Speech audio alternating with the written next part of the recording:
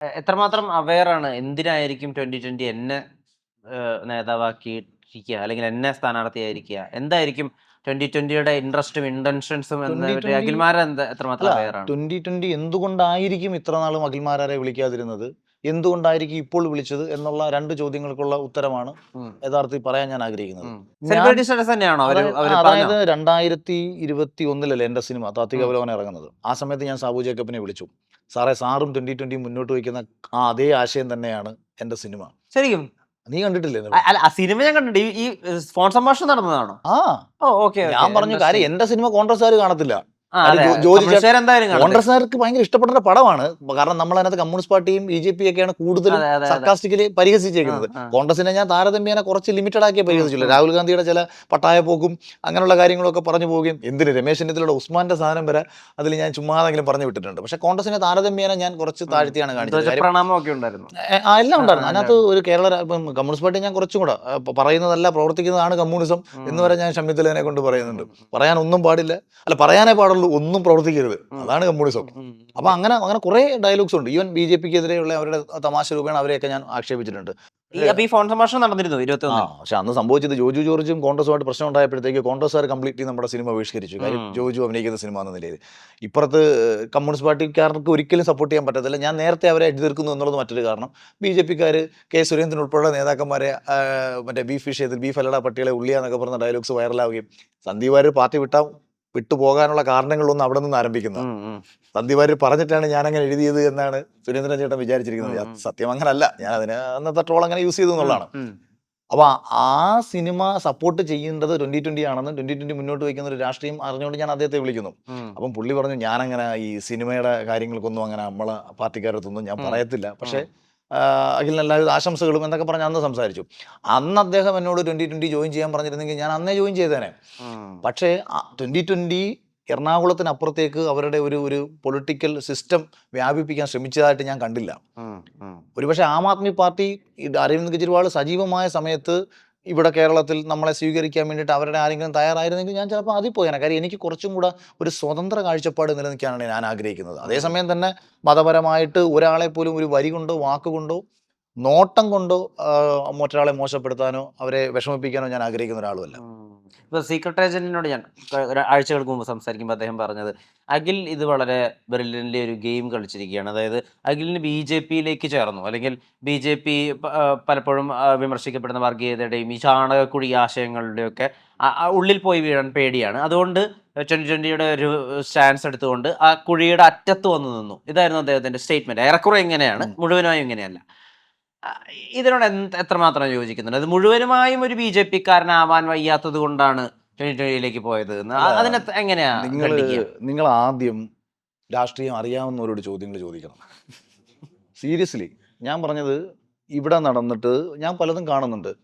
രാഷ്ട്രീയത്തിൻ്റെയോ അല്ലെങ്കിൽ മറ്റു കാര്യങ്ങളുടെയോ കുറിച്ചിട്ട് ABCD എന്താണെന്ന് രാഷ്ട്രീയമെന്നോ ഇന്നലകളിൽ നടന്ന കാര്യത്തെക്കുറിച്ചോ ഒന്നിനെക്കുറിച്ചും അറിഞ്ഞുകൂടാത്ത ആൾക്കാർ വെറും സോഷ്യൽ മീഡിയ കണ്ടന്റിന് വേണ്ടിയിട്ട് മറ്റുള്ളവരെ ആക്ഷേപിക്കുക, വായി തോന്നുന്ന പറയുക, അങ്ങനെ കുറേ എനിക്കറിയത്തില്ല. അതുകൊണ്ട് എന്താണ് നാടിന് പ്രയോജനം? നിങ്ങൾക്ക് ചിലപ്പം അഖിൽമാരാരെ പറ്റി ആരെങ്കിലും ഒരുത്തം പറയുമ്പോൾ 10 പേര് ഒന്ന് തെറി വിളിച്ചാൽ കിട്ടുന്ന ഒരു സന്തോഷത്തിനാണെന്നുണ്ടെങ്കിൽ ചെയ്തോളൂ, ഒരു കുഴപ്പമുള്ള കാര്യമല്ല. നാട് നന്നാക്കാൻ വേണ്ടിയിട്ടാണെന്ന് പറയരുത്. 2020 BJPയുടെ ചാണകക്കുഴിയുടെ അറ്റത്ത് പോയിരിക്കുകയാണെന്ന് പറയുന്നത് തന്നെ ആദ്യത്തെ വിവരക്കേട്.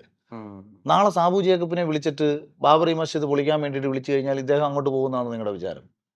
ഇത് അല്ലെങ്കിൽ ഈ കഴിഞ്ഞ 13 വർഷമായിട്ട് അല്ലെങ്കിൽ 89 ഈ സംഭവത്തിന് ശേഷം ഈ ഇന്ത്യ മഹാരാജ്യത്ത് എത്ര പള്ളി പൊളിച്ചു? പള്ളി പൊളിക്കുക എന്നതായിരുന്നു RSSന്റെ ലക്ഷ്യം. രാമക്ഷേത്രം നിലനിന്നിരുന്ന ഒരു സ്ഥലത്ത് ഒരു പള്ളി ഉയർന്നു എന്നുള്ളതായിരുന്നു അവരുടെ പ്രശ്നം. അല്ലാതെ ഇന്ത്യ മഹാരാജ്യത്തെ മുസ്ലിംസിന്റെ പള്ളി പൊളിക്കുകയായിരുന്നില്ല അവരുടെ ലക്ഷ്യം. അങ്ങനെ ആയിരുന്നുണ്ടെങ്കിൽ ഇന്ത്യ മഹാരാജ്യത്തെ പല പള്ളികളും പൊളിക്കാൻ ശേഷിയുള്ള സംഘടനയുള്ള ഒരു രാഷ്ട്രീയ പാർട്ടി ആയിരുന്നില്ലേ ഇത്? ചെയ്തിട്ടില്ലല്ലോ ഒരു കാലത്തും. നമ്മൾ ഈ പ്രാദേശിക വിഷയങ്ങളൊക്കെ എല്ലായിടത്തും ഉണ്ടാവും. വാക്കുകളൊക്കെ സൂക്ഷിച്ച് ഉപയോഗിക്കണ്ട അഖിൽമാരാർ. പള്ളി പൊളിക്കാൻ ശേഷിയുള്ള പാർട്ടി എന്നൊക്കെ സംഘടനയുടെ വലിപ്പം വെച്ചിട്ട് ഇറങ്ങി തിരിച്ചാൽ വലിയ സംഖ്യാബലമുള്ള സംഘടനയാണ്. അത്രയും സംഘടനാ ശേഷിയുള്ള ഒരു രാഷ്ട്രീയ പ്രസ്ഥാനം അതായത് നിങ്ങൾ അങ്ങനെയാണല്ലോ ആക്ഷേപിക്കുന്നത് ഇവരെയൊക്കെ. ഞാൻ പറഞ്ഞ ഒരാളുടെ ലക്ഷ്യം അതാണെങ്കിൽ ചെയ്യില്ലേ? കേരളത്തിൽ BJPക്ക് വർഗീയത പ്രചരിപ്പിക്കുകയാണ് ലക്ഷ്യമെങ്കിൽ എന്തിനാണെന്ന് ഈ സാബു ജേക്കബിന്റെയും 2020യുടെ ആവശ്യം BJPക്ക്? അവരെ കൂടെ കൂട്ടുന്നത് വർഗീയത പ്രചരിപ്പിക്കാനാണോ? ഇപ്പം വിഷ്ണുവിന് കേരളത്തിൽ ആത്മീയത പ്രചരിപ്പിക്കണമെന്ന് ആഗ്രഹമുണ്ട്. പ്രൊഫസർ രവിചന്ദ്രൻ മാഷിനെ പിടിച്ച് എൻ്റെ തലപ്പത്ത് വയ്ക്കൂ? അങ്ങേര് ആത്മീയത പ്രചരിപ്പിക്കുന്ന ആളല്ലെന്ന് വിഷ്ണുവിന് അറിയാം. അപ്പം വിഷ്ണുവിന്റെ ലക്ഷ്യം യുക്തിവാദം പ്രചരിപ്പിക്കലാണെന്ന് തിരിച്ചു പറയേണ്ടി വരും. ഇനി യുക്തിവാദം പ്രചരിപ്പിക്കാൻ വേണ്ടിയിട്ട് ചിദാനന്ദപുരി സ്വാമിയെ പിടിച്ച് എന്റെ തലപ്പത്ത് വെച്ചാൽ എങ്ങനെ ഇരിക്കും?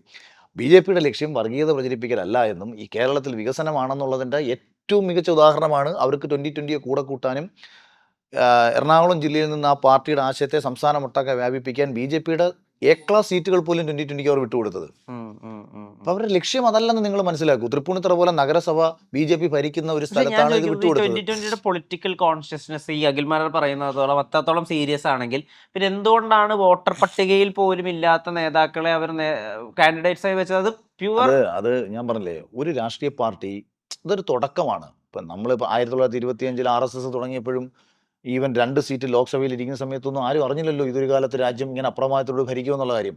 തുടക്കത്തിൽ ഉണ്ടാവുന്ന ചില പാളിച്ചകൾ സംഭവിച്ചിട്ടുണ്ട് എന്നുള്ളതാണ് ഞാനും മനസ്സിലാക്കുന്നത്. അതിന്റെ പ്രശ്നം എന്ന് വെച്ചാൽ 19 സീറ്റിൽ മത്സരിക്കാൻ പോകുന്നു എന്നുള്ള തീരുമാനമൊന്നും എൻ്റെ അറിവിൽ ഉണ്ടായിരുന്നില്ല. അപ്പോൾ അതുകൊണ്ട് തന്നെ ഈ പെട്ടെന്ന്, അതായത് നമ്മുടെ ആശയം, ഈ 2020 മുന്നോട്ട് വെച്ചേക്കുന്ന ആശയം കേരളത്തിലുടനീളം എല്ലാ ജനജനത്തിന്റെ മനസ്സിലുമുണ്ട്. കിഴക്കമ്പലം പഞ്ചായത്ത് ഒരു മാതൃകയുമാണ്. പക്ഷെ നമുക്ക് അത്ര ഇൻഫ്രാസ്ട്രക്ചർ ഇല്ല.